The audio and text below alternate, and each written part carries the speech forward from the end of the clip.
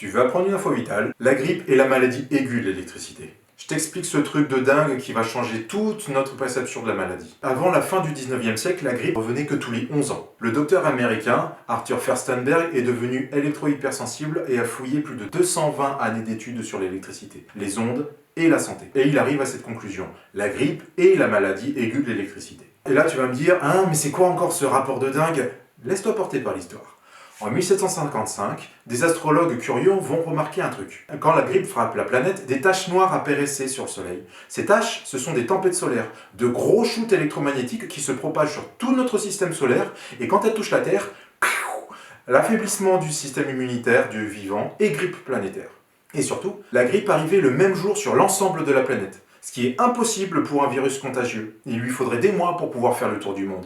Et là, tu vas me dire, mais mec, c'est pas contagieux la grippe? Quand on est au lycée, quand on est au bureau, si un gars là, tout le monde va le choper. C'est super contagieux. Bon, ok. Parlons de 1918, la grippe espagnole. Tout le monde panique à cause du massacre. Le monde entier est plongé dans le désespoir. On est entre 30 et 50 millions. C'est pas le Covid là.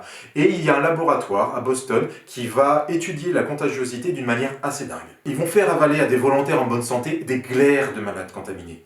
Dégueulasse. Mais personne ne tombe malade. Et ils vont pousser encore plus loin, c'est ouf. Transfusion de sang contaminé, là encore sur des personnes volontaires, et là encore, personne ne tombe malade. C'est avec ce genre d'expérience extrême que le laboratoire a pu prouver que la grippe n'est pas un virus contagieux. Le virus est une étape de la maladie, c'est pas la cause. Et là, la vraie question arrive. Mais la grippe, avant, c'était 11 ans. À quel moment c'est arrivé toutes les années? En 1888, Nikola Tesla, le saint, brevette le moteur à courant alternatif. L'année suivante, en 89, toutes les grandes villes s'électrifient. Éclairage public, tramway, câbles, tout rayonne de partout. Et regarde ce qui se passe. En 89, il n'y a pas de tempête solaire, c'est catégorique. Et pourtant, on a la pandémie mondiale de la grippe russe. Uniquement dans les villes électrifiées. Et cette grippe russe, qui ne vient pas de Russie, mais des villes électrifiées, va continuer jusqu'en 1892. Et depuis, la grippe revient un petit peu chaque année. Si tu veux que cette info circule et que la suite arrive, abonne-toi, like, commente, partage, parce que pour faire changer les choses, faut que ça gueule.